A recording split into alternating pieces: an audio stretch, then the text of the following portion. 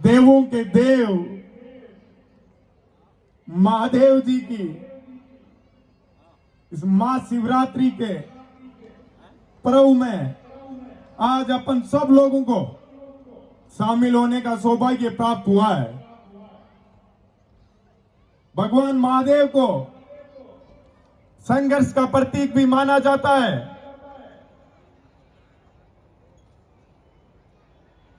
आज अपन उन सभी देवी देवताओं की पूजा करते हैं जिन्होंने समाज में बुराइयां खत्म करने का कार्य किया।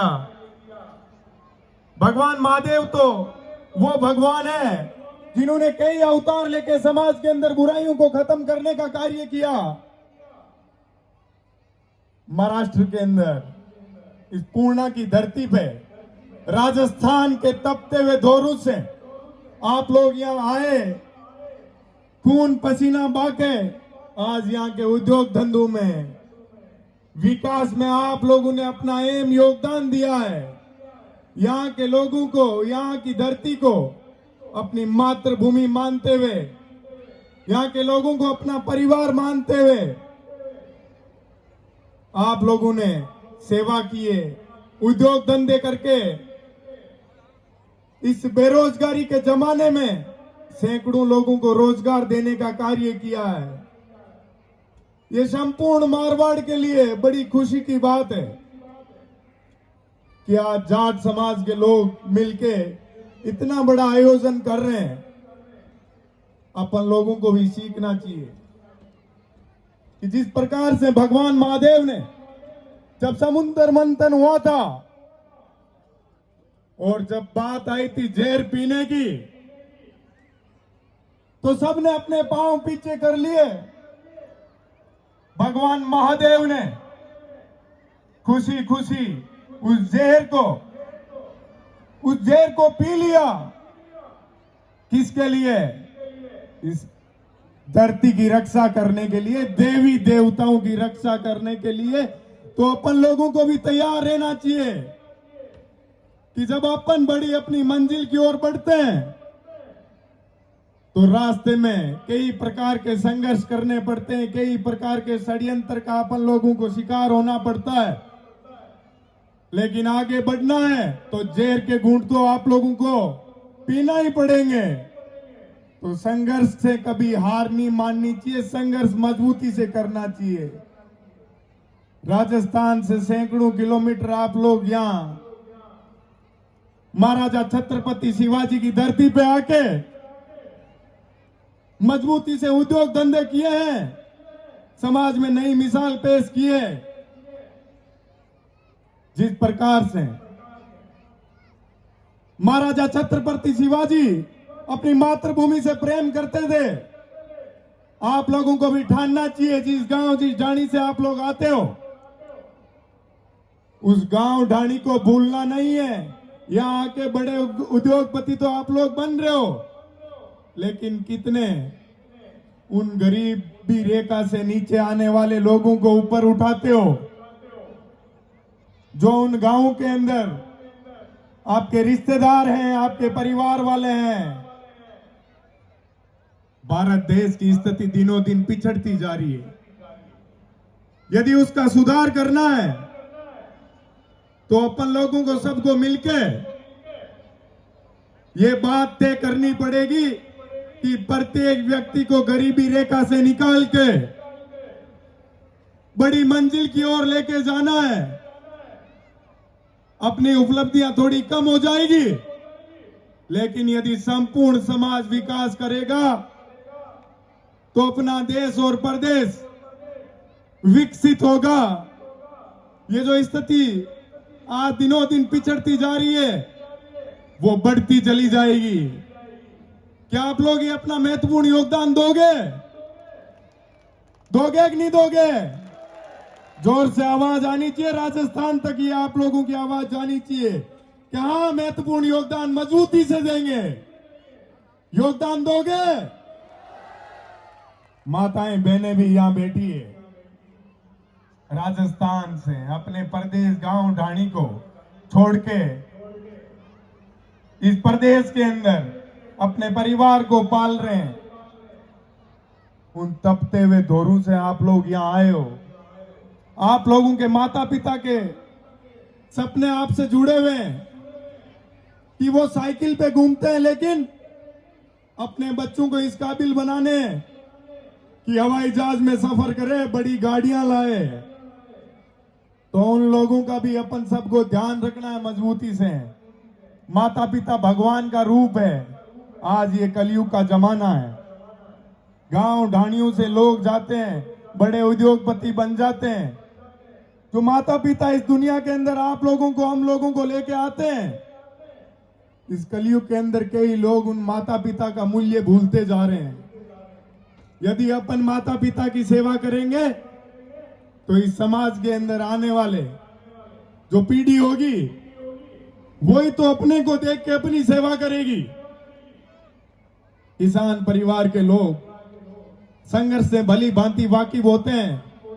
किसान परिवार से आने वाले लोगों के संघर्ष खून में होता है। तो अपन लोगों के यदि संघर्ष खून में है तो अपने को आज जरूरत किस चीज की है? अपनी ताकत को जगाने की। लोकतंत्र के अंदर जनता भगवान का रूप होती है। तो अपन सरकारें आती है, सरकारें चुनी जाती है। अपन लोगों को सोचना समझना चाहिए कि सरकारें किस प्रकार की होनी चाहिए। आम जन के लिए, कमजोर वर्ग के लोगों के लिए जो सरकार कार्य करती है उसको अपन लोगों को लंबा चलाना है। मजबूत व्यक्ति तो अपने हक की लड़ाई खुद ही लड़ लेगा। जरूरत किसको है आज के समय में? समाज के अंदर उन लोगों को जरूरत है जो गरीबी रेखा से नीचे आते हैं, जो मजदूर है, कमजोर वर्ग से आते हैं। उन लोगों को मजबूत करने का कार्य करना है। आज इस कार्यक्रम से शिवाजी महाराज की धरती से अपन लोगों को आज सौगंध खानी चाहिए। संपूर्ण युवा शक्ति को ठानना चाहिए कि अपन अपने गांव के, प्रदेश के, देश के उस युवा पीढ़ी को आगे लाने का प्रयास करेंगे जो बेरोजगारी से पीड़ित है। उनको रोजगार देने का कार्य करना है। यदि देश के अंदर रोजगार मजबूत स्थिति पे रहेगा तो देश की हालात बड़ी अच्छी दिशा में जाएगी।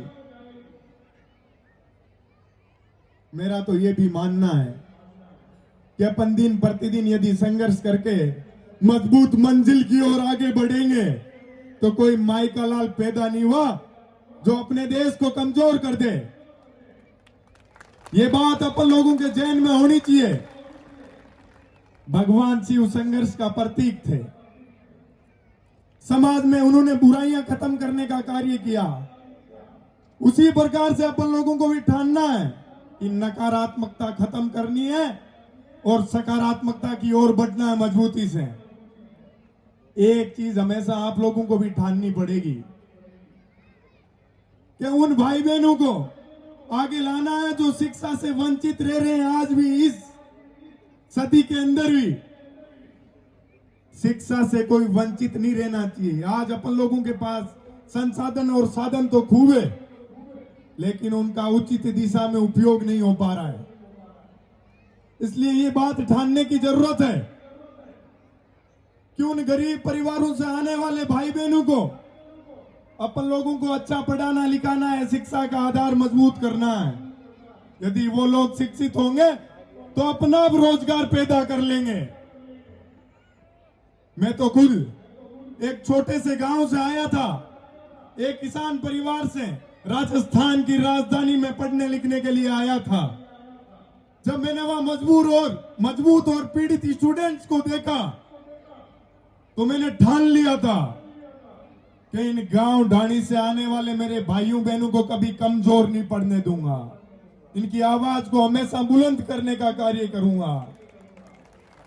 तो कोविड काल जैसी महामारी के समय में भी मैं उन लोगों के लिए मजबूती से खड़ा रहा, पूरी ताकत लगाई कि किसी भी भाई बहन को यदि मेरी कहीं भी किसी भी समय किसी भी जगह यदि जरूरत पड़ रही है तो मैं उनकी आवाज बुलंद करूंगा हमेशा।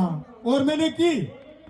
तो उसका परिणाम ये रहा कि जब मैं चुनाव लड़ रहा था तो किसी संगठन का या किसी बड़े राजतंत्र का सदस्य नहीं था मैं। मेरी लड़ाई आम किसान परिवार के मेरे साथी मजबूती से लड़ रहे थे। तो जब व्यक्ति ईमानदारी से मजबूती से कार्य करता है तो जनता आशीर्वाद देती है। मैं जयपुर से सैकड़ों किलोमीटर दूर चल के आया, फिर भी आज यहाँ की युवा शक्ति ने, भाइयों बहनों ने, बड़े बुजुर्गों ने मुझे पूरी ताकत से आशीर्वाद दिया। मुझे खुशी होती है कि मैं ईमानदारी से कार्य करता हूं तो आप लोग मुझे आशीर्वाद देते हैं। इससे दूसरे लोग भी सीखेंगे कि निर्मल ईमानदारी से कार्य करके लोगों के बीच में रहता है तो जनता उसको अपार आशीर्वाद देती है और प्यार देती है। तो अपन लोगों को भी मेहनत करनी चाहिए। मैं तो कहता हूं मेरे सामने जो चुनाव लड़े उनके लिए भी रास्ते खुलने, आइए मेरे साथ मिलकर मजबूती से छात्र शक्ति के लिए कार्य कीजिए, क्योंकि अपने को इस देश के लिए जीना है, इस देश के सुनहरे भविष्य के लिए जीना है। यदि ये अपन लोग ठान लेंगे तो राष्ट्रीयता की भावना जगेगी। अपन लोगों को गरीब परिवारों के लोगों से, उनकी भावनाओं से जुड़ के आगे बढ़ाना है उन लोगों को। साथियों, जब मैं पूना आ रहा था तो राजस्थान के अंदर भी मेरे आज 4-5 कार्यक्रम थे। तो उन लोगों ने कहा पूना में तो आपका एक ही कार्यक्रम है, यहां रह के हम लोगों के बीच आइए। तो मैंने उनको कहा आप लोगों के बीच तो हमेशा आता रहता हूं मैं। आज अपने मारवाड़ के लोग वहां याद कर रहे हैं तो उन लोगों के बीच पहुंचना इसलिए जरूरी है क्योंकि उन लोगों को भी कभी कहीं जरूरत पड़ेगी तो उनका हौसला मजबूत करने के लिए मैं पहुंच जाऊंगा। मेरे को ताकत मिलती है आप लोगों के आशीर्वाद से, और यदि आप लोग मेरे ऊपर मजबूती से आशीर्वाद रखोगे तो उस गरीब तबके से, कमजोर वर्ग से आने वाले प्रत्येक मेरे भाई बहन की आवाज को मैं हमेशा बुलंद करने का प्रयास करूंगा। क्योंकि मैं भी हमेशा याद रखता हूं एक छोटे से परिवार से आया हूं, छोटे से गांव से आया हूं। आप लोगों ने आशीर्वाद देके मुझे मंच उपलब्ध कराया है तो मैं जीवन भर आप लोगों के लिए ईमानदारी से एक सेवक के रूप में कार्य करूंगा। ये मेरा मजबूत इरादा है और इसके लिए मैं जीवन भर कार्य करूंगा। बस आप लोग आशीर्वाद बनाए रखना। अब भगवान महादेव का जयकारा लगाना है।